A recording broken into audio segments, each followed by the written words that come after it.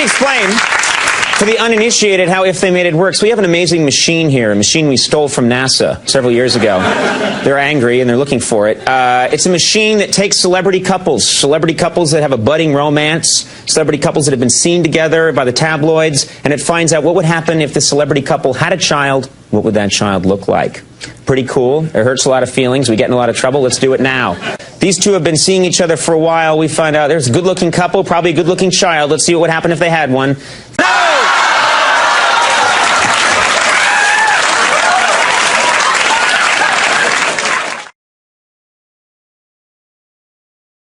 Hi, this is Marty from Blue Lightning TV. I worked on Late Night with Conan O'Brien as a graphic artist and animator for 15 years, from 1995 right through the last show in 2010. I melded over 1,000 celebrity faces for If They Made It during this time, so I thought I'd give a quick tutorial for the fans of Late Night on how I did them. Before beginning a meld, I made sure that the photos of each pair shared similar attributes. Generally, I never mix indoor and outdoor lighting together, since each inherently possess completely different shadows and highlights. Secondly, photos have to have similar pixel resolution. And lastly, the faces must be angled in the same direction. It wouldn't work if one celebrity is looking one way and the other is looking the other way. Color cast isn't a problem, since that can be easily corrected in Photoshop. So let's begin. I created 2 separate folders for each face. Each folder contains various features of their faces, utilizing layer masks to isolate them. This document is a 16:9 aspect ratio that I set at 1280 pixels wide by 720 pixels high.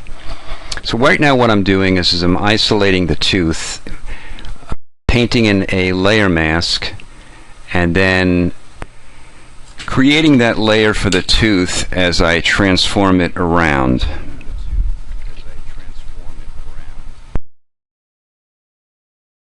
Once I have them in position, I'll retouch out the gum area that I don't want using the layer masks, and now paint in the shadow on the lip under the tooth. These details do matter in the end. Now, I mentioned the aspect ratio before. For Conan, we did True HD, which was 1920 pixels across by 1080 pixels high. I'm creating the upper lip now that I'm going to manipulate and raise up. Right now I'm using the smear function, which would in fact bring up the gum area. I want to accentuate the gums and basically make them higher, because she's very gummy. You know, the whole point in these mateds is to exaggerate. I'm using the warp tool right now, by the way, to warp the upper lip. And the whole point in these mateds is to create a fleshy caricature. In Miley's case, she's very gummy, so I wanted to accentuate that aspect. Taylor, on the other hand, has these little squinty eyes, thick eyebrows, so once again I'll accentuate that in the end. She has a lot of cheeks. Well, I should say her cheeks are very, what's the word? Well, just she's pretty cheeky, so I'm just basically going to make them larger than they are. I'm bringing the chin out now. And I'm going to basically use the warp tool again to make her cheeks more chipmunky. That's the word I wanted to use. Chipmunky. So I'm doing that, and once I'm satisfied with that, I'll basically just click it and lock it in. I'll do the same thing with the other cheek. Transform, warp tool, and stretch out those outlines until I'm happy with them, and then click to return. On PCs you hit enter, and on Macs you hit return. At this point I'm going to work on the chin, make it a little pointier,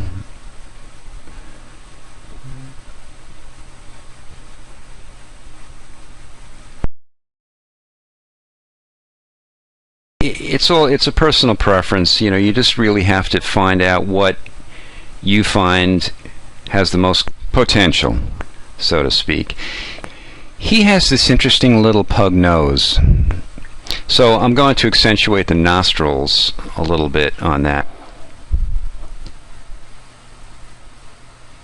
I'm going to take each nostril and, using the warp tool, kind of mold them like clay.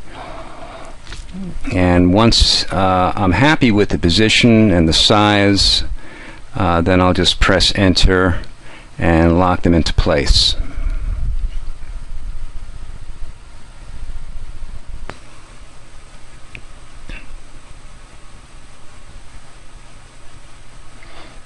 Can accentuate it even more.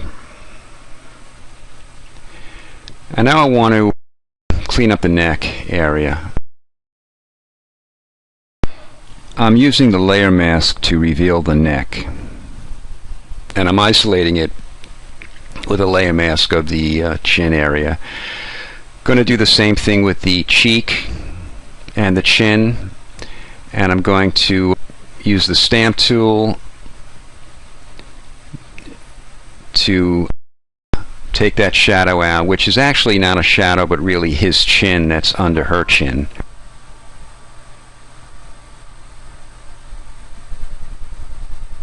And the laugh lines, I want to bring it in a little bit more, make it more realistic, because it does come down from the corner of the nose to the corner of the lip. I want to take her iris and move it to his eye. I think having one blue eye and one brown eye would be a fun thing to do.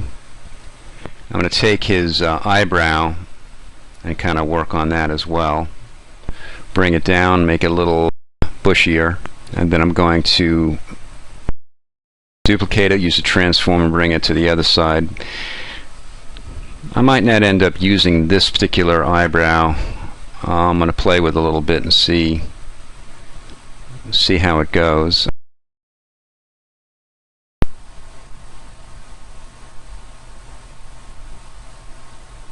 And I'm taking her eyelashes and going to move it across to his eye.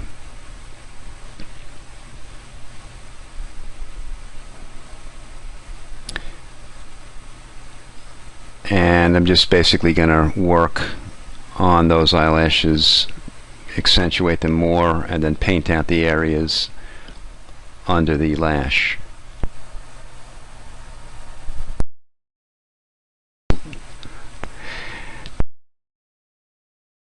And now, lastly, I'm going to make his lower body, his neck and shoulders, thinner, make it more like hers, less like a He-Man type, and put it on a blue background. I'm going to use the extract tool to extract his hair. It's a good tool to use for hair in particular.